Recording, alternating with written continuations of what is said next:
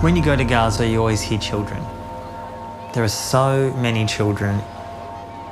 Roughly half the population is under 18. So often you're seeing kids playing, laughing, crying, screaming, everywhere. And I had friends there who had kids, and we often would spend time with those children. I was determined to keep going back to Gaza over and over and over again, A, to see how Gaza changed, but also how it was changing me. I guess as a human being first and a Jew second, but I thought it was important as a Jew to say to people in the outside world, Gaza is not some faraway land that is too scary for you to contemplate. When I got out there, I heard from so many Jews, didn't you feel unsafe there? Didn't you feel like you're going to be killed? I didn't feel that.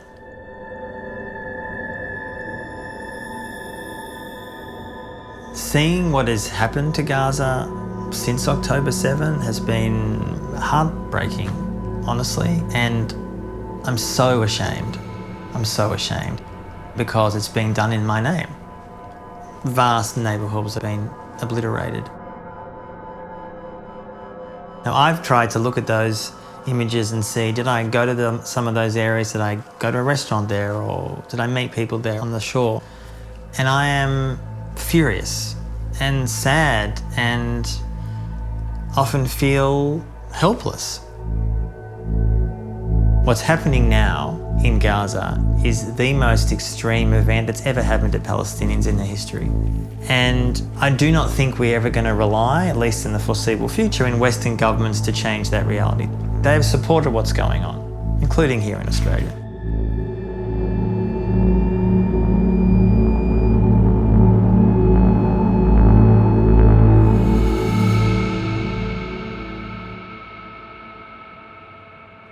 Since October 7, I've been overwhelmed with literally hundreds and hundreds of media requests. By journalist Antony Loewenstein. In some ways, what Israel has, inverted commas. Antony Loewenstein now, he's the author of the book, The Palestine Laboratory, How Israel... I've been receiving literally thousands and thousands and thousands of messages.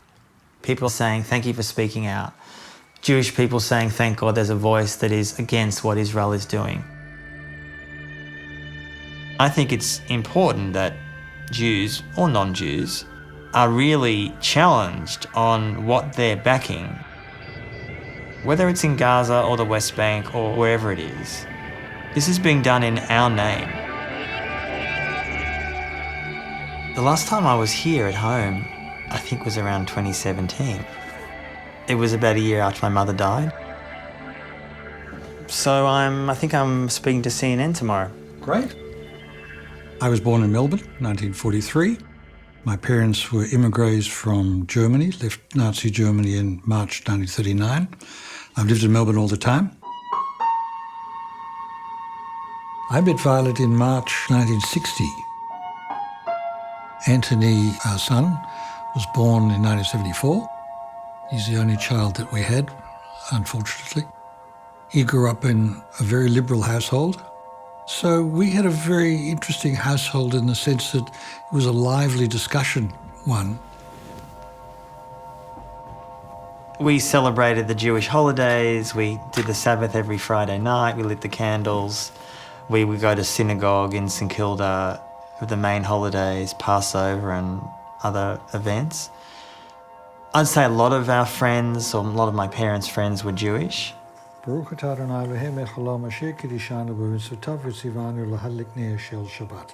kept a Jewish home, not a kosher home. As I said, Friday night was special. Antony wasn't allowed to go out on a Friday night.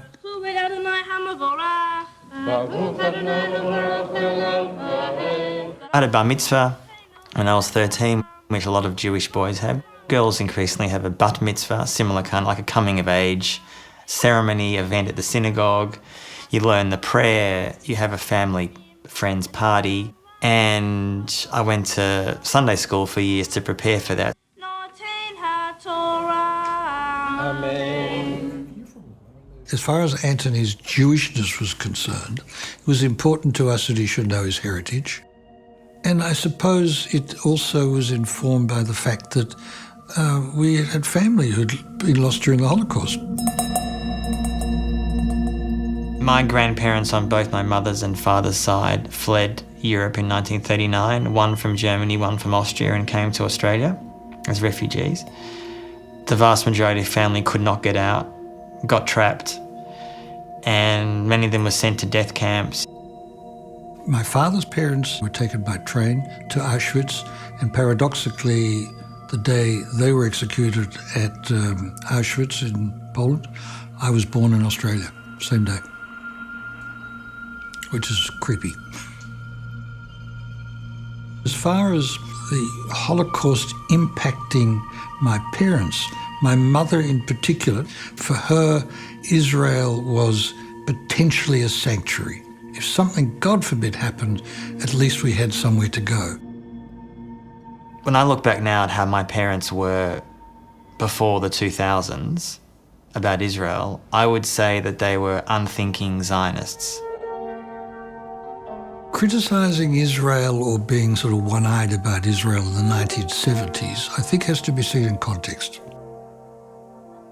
Nobody talked about the Palestinians other than they were terrorists and they'd done awful things, and the Munich massacre, for example. And you've got to look at it in context in the wider Jewish community in Melbourne, which is the largest then Holocaust survivor community outside Israel. I had a pretty rocky relationship with my father in the teens. Got kicked out of home a few times. I was forced, because of that dynamic, to start, I guess, sort of representing myself almost, or speaking out for myself. He and I had our strong disagreements, probably mainly my fault, because I got needled by a teenager and I sadly rose to the bait. My fault. Hamas's popularity. Hamas, I beg your pardon. I think some of my defensiveness at times, argumentative nature, which sometimes can be useful for journalism, probably comes from that period. They would never be allowed to starve. I ended up getting a job at the Herald Online in 2003. And I started writing about two issues, Israel-Palestine and the Iraq War. Now, if you look back at what I was writing at the time, it was expressing criticism of the Israeli occupation. I mean, really moderate views, but couching it in the terms of saying, I'm writing this as a Jew. And various members of the Jewish community started noticing what I was writing, started being critical of it in the Jewish press and wider press. Who is this young hothead, essentially, writing these things? He's demeaning our community. In 2005, I went to Israel-Palestine for the first time, mostly in research for my book, My Israel Question. The book in some ways was about two things. One, it was about what's happening in Palestine at the time, and also it was about the role of the Israel lobby in Australia and elsewhere. So the book comes out in about mid-2006. I can remember the date. It was the 19th of July, 2006, that Antony was on ABC TV with Tony Jones. To suggest that I am pro-Hezbollah because I question civilians being murdered is the kind of rhetoric that we expect from the pro-Israel lobby. You're either with us or against us. If you're Jewish and you criticise Israel or criticise even a policy of the Israeli government, you're a self-hating Jew or anti-Semitic or you're unpatriotic or treasonous. I've been accused of all those and far worse. Ajax Colin Rubinstein rejects the charge. We point out to editors and the media mistakes, inaccuracies, and of course we ask for alternative views to the ones that are put incessantly, usually criticising Israel, and so we want a genuine debate. The book comes out and it becomes a bestseller within days. And in the Jewish press, the Murdoch press, I was slammed day after day after day. Antony was under relentless attack, absolutely relentless. I started receiving a few death threats, but the majority of response, in fact, was positive. And for a lot of Jews, they said it gave us almost comfort to hear these positions being expressed because we ourselves feel this way. We feel deeply in pain by what Israel's doing. We Violet and I, we immediately got the cold shoulder from a lot of people who had been really close friends. So Antony kind of became a non-person, and that still exists to a certain extent today. I think for my parents that ostracisation was hard. And they were very involved in the Jewish community. All these factors kind of coalesced in what I would call an intellectual awakening, that my father and mother became more alive to the reality of what they had been indirectly supporting for most of their life, which was namely Israeli occupation. They started seeing Palestinians as human beings.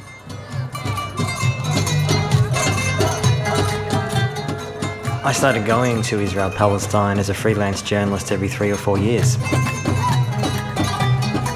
I first went to Gaza in mid-2009. I wanted to connect with Palestinians in an area that has been isolated for so many years, cut off from much of the rest of Palestine, let alone the world.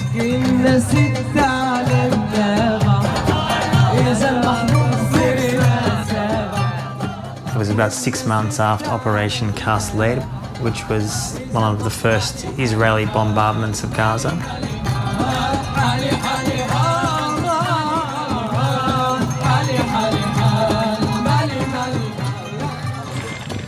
Despite civilians living in a really desperate condition, there was, in parts of Gaza, real beauty, a calmness, amazing fresh produce, beautiful fresh fish. I often remember eating fresh fish that had been caught that day by Palestinian fishermen and then eaten on the shore of the Mediterranean. Could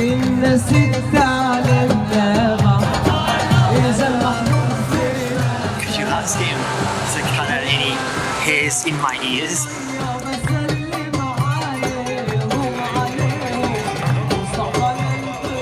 I remember spending time with some Palestinians in Gaza over the years who were not supporters of Hamas, who were critical of Hamas, who didn't like what Hamas was doing to Gaza to make it much more religious. I admired those people. They often couldn't say that very publicly for obvious reasons.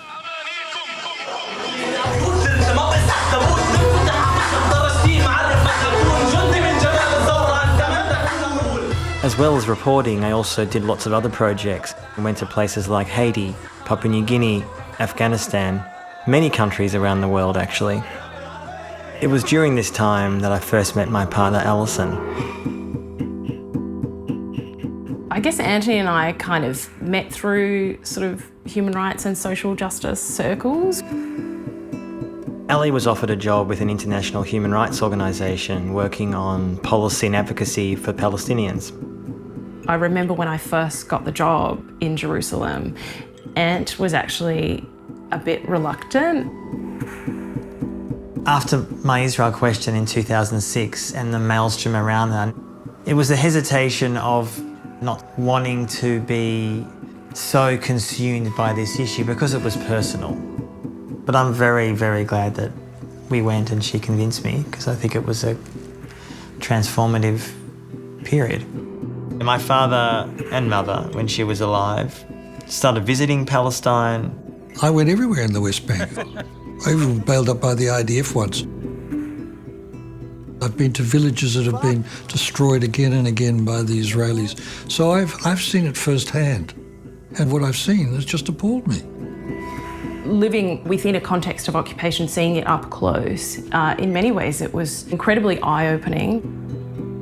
I was receiving basically in real-time updates on my phone when Palestinian homes were being demolished across the West Bank in order to make way for illegal Israeli settlements. And then we would go and visit these communities and these families who had had their homes destroyed and bulldozed by the Israeli military in front of their children. And that kind of ritual humiliation has sadly become central to what Israel is. I think for many years I had thought that what's happening in Palestine is not sustainable. How can this endless occupation continue? The world will challenge it, rise up and end it. But actually living there for years, my view changed.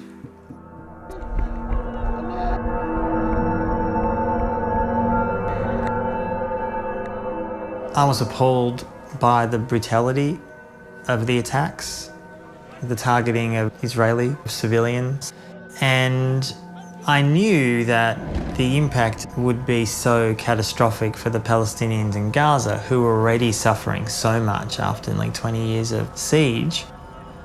I felt very quickly this is akin to a 9/11 moment. That 9/11 changed the world for the worse.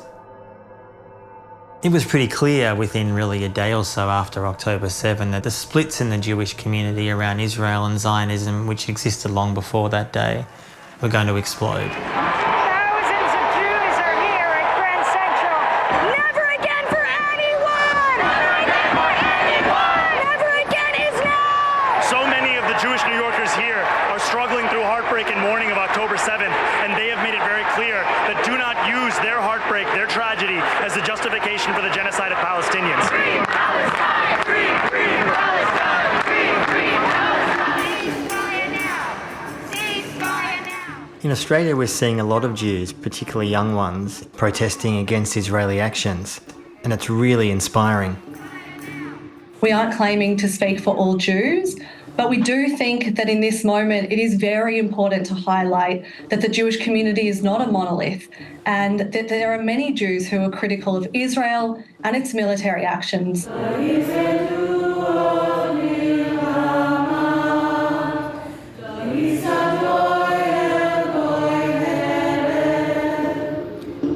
The charge of genocide leveled against Israel is not only false, it's outrageous. Our war is against Hamas terrorists, not against Palestinian civilians. Israel has an inherent right to defend itself. Israel is central to the Jewish identity of the vast majority of Jews living in Australia. 77% of Jews identify as Zionists. Zionism is a Jewish right for self-determination, that is the right for Israel to exist as a state for the Jewish people. It's so important because our community is largely a post-Holocaust community. Given the Jewish background of ongoing persecution, of what is known as pogroms. Pogroms is a government-sponsored attack on Jews. And October the 7th was a pogrom. It was planned and sponsored by Hamas. And so in the Jewish psyche, when somebody says they want to kill us all, we take it seriously. The mainstream Jewish leadership, most Jews see people like Antony Loewenstein, that extreme left-wing voice, as highly destructive to the well-being of Jews, and particularly the well-being of the over 7 million Jews living in Israel. The anti-Zionist message leads to attacks on Jews in Australia. So it fosters anti-Semitism, and we've seen that with the huge upsurge in anti-Semitism post-October 7. Jews have the right to live safely everywhere, and there's no doubt that there is a long history of vile anti-Semitism. But you have tens of thousands of Palestinians slaughtered in the name of Israeli Jewish security. Who is more secure after this? It's actually making us more unsafe. And until Palestinians are safe and secure, Israelis never will be. And Jews never will be. There's a family we knew in Gaza, and they had to flee to Australia for their safety. We supported them on their journey, and we're actually going to go and see them today. Yeah, I met Mariam in early 2017 in Gaza. I was going there as a journalist. Yeah, she was a translator and fixer, but also we got on really well. I remember going to Mariam's home for dinner. She invited me to go there to meet her mum and her sisters. There was no power, which was pretty common because power outages in Gaza were ubiquitous. So we ate by candlelight.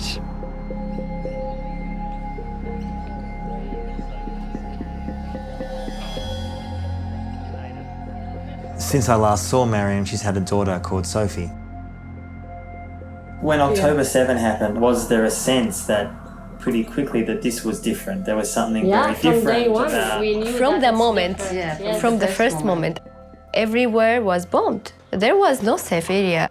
They were targeting civilians, targeting hospitals, even schools where people seek refuge. When I was in Gaza, when we go to sleep, I hugged Sophie not knowing whether I would be able to do this again tomorrow or not. That was the most difficult feeling I have ever had. The thing that we have been deprived of, the most precious thing, is the feeling of home. We have lost that. I don't know what home means now.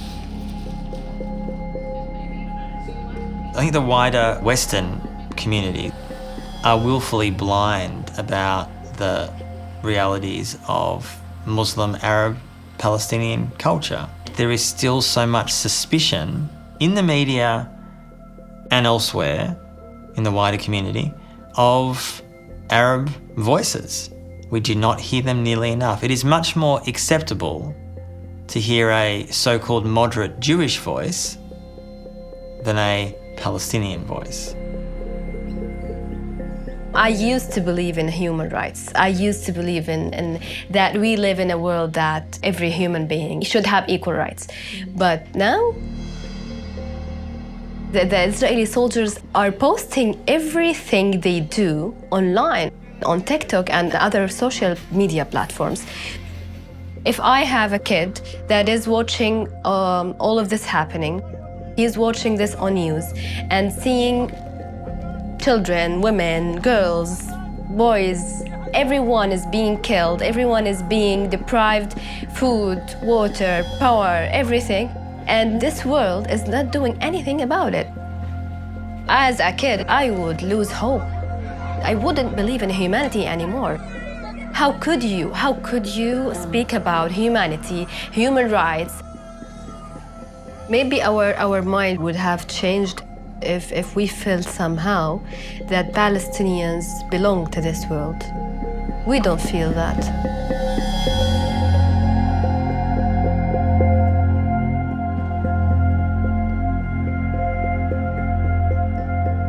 When I started writing about Israel-Palestine, started thinking about it literally probably 35, 40 years ago within my Jewish family and synagogue and the wider community, I didn't think that I would become this person.